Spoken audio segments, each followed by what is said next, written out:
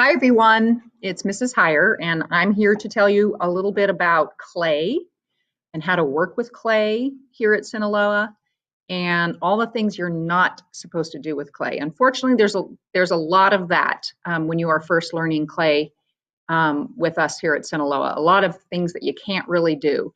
And the reason is our clay is a clay that goes in a kiln, K-I-L-N, kiln.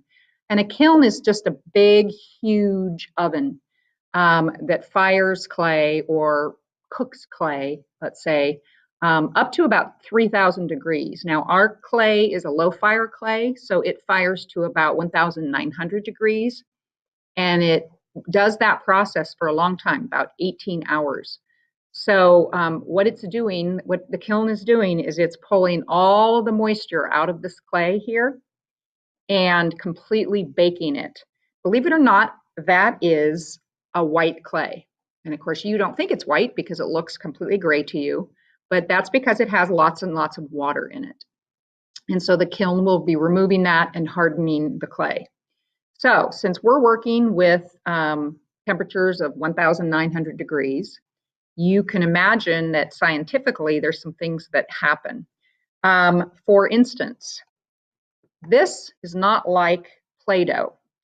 If we gave you something like this with Play-Doh, the first thing you're going to want to do is pick it up and squish it around. Well, when you're picking it up and you're squishing it around, what you're doing is you're actually embedding a whole lot of air in it. Okay, and you're closing things up. And you might even be getting big, huge little air spaces inside. Well, if you trap those air spaces, that means you close them up. Then what happens to the air when it heats up to 1,900 degrees? So you might remember that air expands when it's hot. So it suddenly expands so fast that it busts the clay, or actually it can be a small explosion. And so your piece would be wrecked because it's broken now. But two other things can happen that are worse than that. They can bust somebody else's art piece that's sitting in the kiln next to it, or the break can also break the filaments in the kiln. And if we break filaments in a kiln, we have no clay program here. So we don't want to do that. So once again, the most important thing, and it's very hard to remember, is when we give you clay, you cannot pick it up and do a lot of manipulation the way you would do with Play-Doh, okay? Now, one other thing that you might accidentally do that you absolutely can't do, you might kind of streak in things like this and go, oops, I'm just going to cover that up. Well, what I've done is I've put a little roof over those little deep grooves that I had. And again, I may have trapped some of the air in there. So we have to be careful about that. If that happens, what you want to do is also apply pressure. Imagine that you're closing up those holes. I have had kids actually, probably without realizing it, created some kind of large hole like that in the clay, and then they may have actually covered it. So now I have a really big hole, and that is absolutely probably going to explode. A student did do that, and it was funny because after it exploded, I could see that hole in it, and I could see what they had done. And indeed, they did break 3 other pieces of art that was in the kiln. So don't do that. I do want you to know that everything I'm doing here today on this clay, I probably will not fire because I've done a lot of, strange things to it. But again, if there is a hole, applying pressure and making sure that that hole doesn't exist is really important. Okay, for a lot of the projects that we do, we're going to be using a slab. And that means that we're going to cut clay for you that's in this slab right here. Now, clay, one other thing about clay going into the kiln is it can't be more than about 1 inch thick.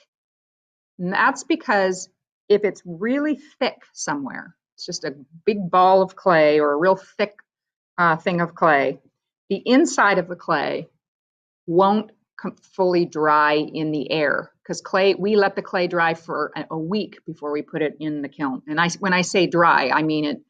Obviously, the kiln's going to dry it a lot more, but we need it dry to go into the kiln. And anyway, this section right here does not dry. And so the moisture tries to escape too fast. And what happens is your clay breaks again. So always be thinking that when you create something in clay, have you created a spot that's more than an inch thick? If you have, it's not really a big deal. What you're going to do is from the back of that section, you'll just put a tunnel, like a hole, in the back of that section. And a hole is okay as long as you haven't sealed the hole. So popping a hole up into that clay that's too thick can let air get up into the center. So that's kind of something your teacher will also be watching for. Okay, so going back to this is what we call a slab of clay. It's on a piece of canvas because otherwise it's going to stick to your desk. So you always want to work on the canvas. You have what we call guides right here, meaning that when we work with slabs, this is a really good thickness to have. And so we're going to be rolling this clay to this thickness. So that's what the guides are for. Another important tool is your cutting tool. So this is for you to go ahead and make cuts in it or shape it. I'll show you in a project how you want to hold that straight up when you do cutting. This is your joining tool. If you guys have done clay with other teachers in elementary school, they may have helped you join one piece of clay to another piece of clay using what they call slip, which is a wet, moist, like a wet thing of clay. I find that this is actually a better deal using this, and I'll show you in just a sec what that is. What's really, really, really important is that if you're ever going to mark clay, like you want to dig in and make a mark in it, do not do it with your cutter. That tool is only to cut things away. This tool is for poking little holes and doing a connecting clay. If you have a dull pencil, that's going to be your best bet for making marks in the clay. And the reason is it's not going to be too deep. You never want to go too deep. Small marks really show in clay. So using a dull pencil is best. So don't try to make marks in it with this sharp tool. It doesn't turn out well. Okay, so I'm going to make sure that those holes are buried. Okay, so here's how you roll a slab. You're going to put the guides next to the clay, but you do not want to put the guides completely next to the clay. Now, you probably can't see this, but this clay is thicker than the guides. And so we're trying to bring the clay all the way down to this thickness. Well, if we put the guides right next to it, we're going to roll the clay right on top of the guides. So you always want the guides off to the side. Okay? Make sure it's about, half of an inch or an inch off to the side of the clay at all times. Okay, then you're going to be rolling with a rolling pin. For sixth graders, this can be a little bit hard because it kind of takes a lot of oomph. And so in a way, the bigger the body, the more oomph you can put into the rolling. But one thing that can be helpful for you guys if you're a little bit small is to stand up. And so I'm going to go ahead and do that right now, and you can watch the clay. I'm standing up, and when I put pressure down like this, it's applying a lot more oomph than just sitting down and doing this. And by the way, just doing this does nothing. It's actually putting pressure on this. So you put your palms on there, start in the middle, you rock it back and forth, and notice that this clay is getting longer. Now, pay attention to what project that you're doing, because getting longer is great for some projects, but maybe you also want to get wider. So let's say I've gotten longer, but I also want to get wider. I'm going to pick that clay right back up off of the canvas, keeping the guides only, away from the clay. Okay, so I'm back. We're kind of on part 2 right now. We were talking about wanting to make the clay wider instead of longer. So we've turned it around and remembering that the guides have to not be touching the clay. However, those guides have to be close enough that this hits them. That is the key. This needs to hit the clay. Or what's going to happen is you're going to start rolling the clay without the guide, and it's going to get way too thin, and it won't be a piece of clay that you can use anymore. Okay, so now I'm going to stand up again, and I'm going to use my palms, and I'm going to keep going until I feel like I'm hitting the guides. Okay, so that feels pretty much like I've met the guides, which means that my clay is now this thick, which is exactly where I want it to be because it's a great thickness for slab work. I'm no longer needing the guides anymore. And now I'm going to talk to you about joining clay. Right now, I'm not doing any particular project. So we're just going to pretend that I'm going to do a face. And so I'm going to, cut a circle. And I'm going to pull the pieces that I don't want, and I'm going to put them off to the side. Now, here's the part where you're going to want to pick those things up and squish them up. But please don't. Let those stay put, okay? All right, maybe I want to put a nose on. So I'm going to, let's just pretend that's going to be my nose. Isn't that great? Okay, so I want to join that. Well, first of all, it's important to know that this does not have to be that thick. Only this has to be thick. So if you would like to go off to the side and roll it down a little bit, you can definitely make it thinner using your cutting tool. And by the way, you want to hold your cutting tool straight up. If you hold it crooked, you're going to get an edge that's crooked and sharp. So make sure you hold the cutting tool straight up. Okay, once again, pretend I'm going to add that to the clay. Now, a lot of you might think, why? It's staying.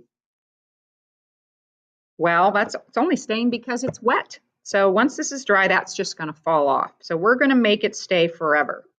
And to do that, we're going to do something kind of odd. This will seem odd to you. I'm going to take this little tool and I'm going to poke holes that are as deep as the tool. I wonder if I could get closer. So just as deep as those little marks right there. It's not very deep. And I'm going to put, again, not very deep, little holes in there. And then you all know what would happen if I did that. Well, those are air holes, and those are probably just going to explode and pop the nose right off. But if we add water to those holes can have water, not air, but water. And to get water, this is a little bit of a hard thing for some of my kids, is you're going to squeeze into the water sponge, and you're going to kind of pick it up in your fingers. So they're dripping now. So it's like my fingers are a scoop. And I'm going to pick up, and then there's a nice amount of water right there. I don't know if you guys can see that, but there's a good amount of water. And then I'm just going to gently tap that in there. Be super careful that you do not rub the top of your holes because you might accidentally remember, sealing the air. So let's make sure that there is water in those holes, and the holes are actually still there. So it's a light touch. The piece of clay that I'm going to join to it, I'm going to do the same thing. I can get a little closer here for you. And then I'm going to drop water. Now notice I'm just tapping water in there. And if you can't get a lot of water on your fingers, see if you can get somebody to help you figure out a way to do that. Okay, then I'm going to put them together. And you're wondering what those holes are doing? Well, what happens is we've got holes on both sections of the clay, and the water will slowly suck in clay from the other side, creating these little tubes of clay. So pretty soon those holes are filled with clay, and the clay is now joined. Okay, one thing we want to do is I always call it rock it and pat it. So I kind of rock it and pat it just a little bit. So now it's on there. And if you don't want to see, you know, some air underneath here, which doesn't look very good, don't be afraid to get in there and apply a little bit of pressure and kind of seal it, okay? The other thing is once clay is on, don't assume that it's the way you want it to be. You have now control of that clay. This is where you can start shaping and forming. So for instance, what if I did that and I created a nostril? What if I did that and I pressed clay all the way back and made the nose look a little bit more authentic? So you have some control of the clay once it's on there. You can press and things like that. And what you're doing is you're shaping without putting holes in the clay. Okay, so I've taught you to join. Remember that this is all the clay that you'll use to create other things. I think I've pretty much covered everything with your tools and absolutely what not to do with clay. Oh, one final thing. When you're all done with your slab work, you're going to pick it up and you can gently turn it over in your other hand and then take your fingernail, and it doesn't matter whether you have a big fingernail or not, and just lightly put your initials in it. Your teacher might want you to put the period on there as well, but as long as you have your initials, you should be able to identify this piece of clay later. So remember, do not make your initials too deep, because here is what's going to happen if kids think they need to make the initials nice and deep. My clay is now breaking because I cut too deep into it from the back.